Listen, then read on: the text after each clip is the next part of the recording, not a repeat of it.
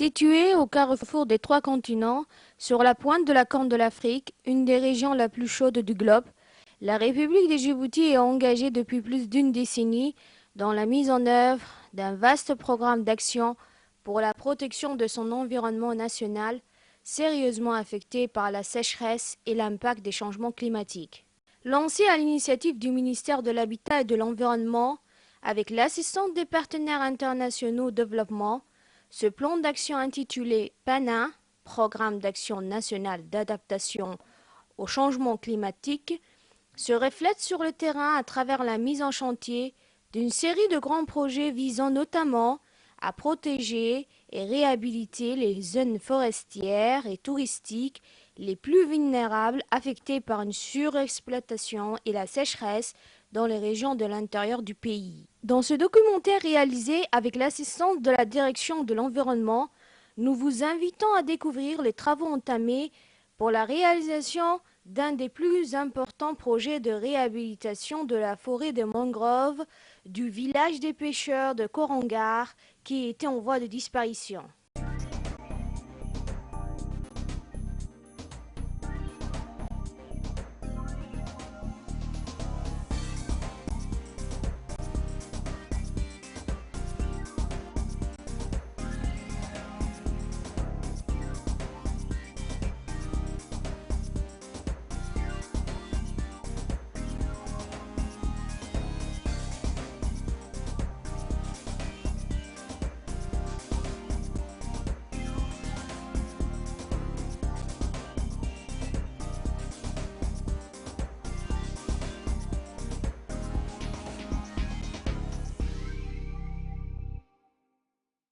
Situé dans l'une des régions la plus chaude et désertique du pays, à une soixantaine de kilomètres du chef-lieu de Bok sur la zone côtière, face aux îles des Sept Frères, une merveille touristique servant de site de reproduction à de nombreuses espèces de poissons, de requins, de tortues et d'oiseaux marins, dont notamment des milliers de mouettes qui s'y retrouvent en période de ponte.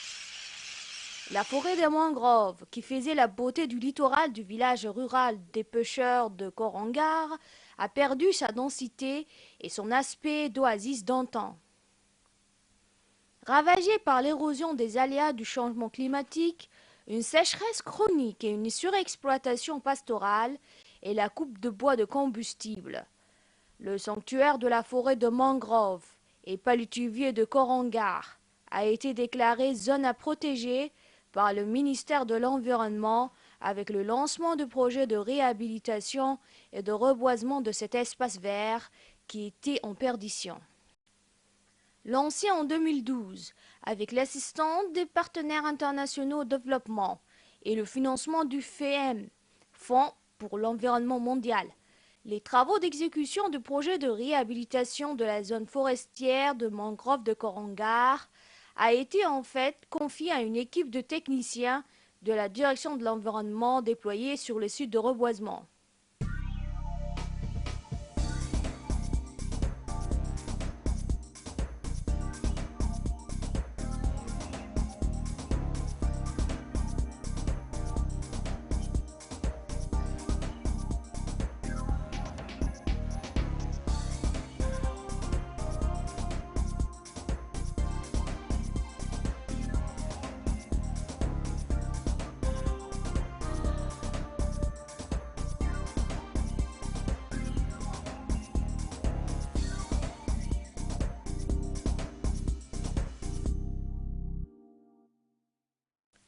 Encouragé par le soutien des autorités locales et l'étroite collaboration des populations des éleveurs et pêcheurs des villages et des campements ruraux de la région côtière d'Obok, l'équipe de techniciens de la direction de l'environnement s'est lancée dans les travaux pour la réalisation de ce projet de réhabilitation de l'écosystème du sanctuaire de la forêt de mangrove du littoral de Korangar. Les premiers travaux répartis en plusieurs phases ou étapes ont porté tout d'abord sur le nettoyage et le ramassage des bois morts et l'aménagement des espaces de parcelles protégées. Pour l'installation des pépinières, des graines pour la plantation de jeunes pousses, de palutuviers, ont permis à l'équipe de techniciens de l'environnement de procéder au repiquage de plus de 15 000 plantes dans la zone forestière de mangrove qui a été détruite par l'avancée de dunes de sable et le creux des eaux pluviales. Dans le cadre de multiples interventions entreprises pour la mise en œuvre de son programme d'action national et d'adaptation au changement climatique et la protection de l'environnement des zones les plus vulnérables, le ministère de l'Environnement organise régulièrement des campagnes de sensibilisation et des ateliers de formation et de vulgarisation pour les communautés des régions rurales, afin de créer une approche plus participative de ces populations dans la réalisation et la gestion de projets de résilience pour réduire l'impact de la sécheresse. Ainsi, en marge des travaux entamés pour la conception du grand projet de réhabilitation de la forêt de mangrove du littoral de Korangar, l'équipe d'experts et techniciens de la direction de l'environnement a formé de pairs d'éducateurs, des associations de jeunes, des femmes et des coopératives de pêcheurs de cette vaste région côtière pour inciter les habitants du village rural de Korangar et ses environs à participer à la réhabilitation et à la préservation de leur espèce verte de mangrove qui constitue un site de reproduction de nombreuses espèces de cétacés de poissons et une variété de fruits de mer qui constituent une richesse de la région de Bok.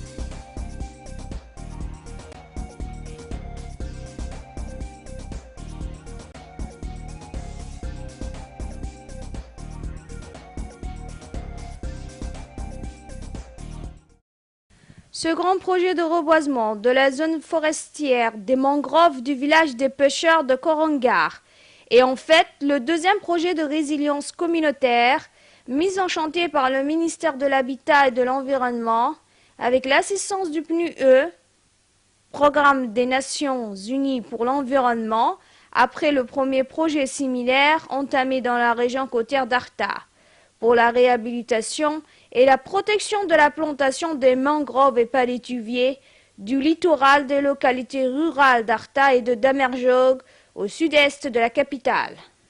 Dans ce reportage, réalisé 2 ans après la mise en quarantaine et le lancement des travaux d'assainissement et l'installation des premières pépinières pour la restauration de la forêt de mangrove de Korangar, le directeur de l'environnement et coordinateur national chargé de mise en exécution de ce projet, M. Hussein Riraj, nous a présenté les résultats des premiers travaux entamés sur le site par son équipe de techniciens avec l'assistance de la population locale. Bonjour, je voudrais tout d'abord remercier la population de Korangar. Vous savez tous que Korangar est situé dans une région où vraiment on a une des forêts de mangrove. Vous savez tous la forêt de Godoria et la forêt de Korangar. La forêt de Korangar, depuis quelques années, avec plusieurs raisons, est en dégradation. Et le ministère de l'Environnement a su plaider et obtenir un projet de réhabilitation de la mangrove. Et aujourd'hui, on se trouve dans une des pépinières où on a planté une des espèces que l'on appelle Avicennia. C'est une espèce qui sert de protection et permet aussi la régénération. Et vous savez tous que cette espèce, plus ou moins, est dégradée. Donc on a eu l'idée de planter sous forme de pépins dans des sacs plastiques. Et vous savez tous qu'actuellement, pratiquement tous ces Avicennia sont plantés et arrivent déjà bientôt à maturité, c'est-à-dire on pourra déplacer et replanter à l'intérieur de la mangrove. Voilà. Est-ce qu'il y a une partie qui a été déjà plantée? Oui, en fait, ce n'est que le démarrage de programme de plantation. D'abord, vous savez tous qu'un programme de réhabilitation est un programme de longue haleine qui nécessite pas mal d'obstacles. Et déjà, on a eu un premier échec où on a voulu planter. Et cette pépinière, justement, c'est le fruit de tous ces échecs qui nous a permis de planter des sacs plastiques et on a pu réussir et maîtriser cette plantation d'Abyssinia. Et effectivement, on a déjà tenté à replanter et je crois que vous aurez l'occasion aussi de voir là où on a commencé à planter, à replanter plutôt les espèces qui ont été développées ici. À part la plantation, quelles sont des activités que le ministère de l'Environnement exerce dans la forêt de Mangrove? En fait, le ministère d'abord a déclaré cette région une zone protégée. Et en même temps, un autre programme de réhabilitation de la mangrove. Mais il y a aussi pas mal de projets et ce projet de réhabilitation n'a pas ce volet. On veut comprendre justement une des raisons qui pousse aussi à la dégradation, d'où un partenariat avec les institutions de recherche qui vont bientôt faire des opérations de recherche pour comprendre justement les raisons de ces dégradations. Donc c'est un programme vraiment qui a plusieurs aspects dans le but de réhabiliter ces mangroves et en même temps de pérenniser les ressources que l'on trouve dans cette région. Dernière question, quels sont les messages que vous adressez aux populations? Est-ce que le ministère de l'Environnement a fait de sensibilisation de l'utilité de cette forêt pour la population? En fait, au départ même, lors de l'étude de ce projet, on a demandé à la population de Korangar quelles sont leurs priorités, leurs préoccupations. Ils ont fait part qu'à chaque fois, la priorité c'était la mangrove parce que c'est une histoire de cette forêt. Pratiquement, la forêt de mangrove est utilisée par tous les nomades en période vraiment de sécheresse. Donc, c'est une des priorités de la population. Et cette population, dorénavant, va aussi nous accompagner dans la protection et même dans le programme de replantation. Bientôt, une fois qu'on aura fait ça, effectivement, on va impliquer la population pour pouvoir faire un programme de replantation.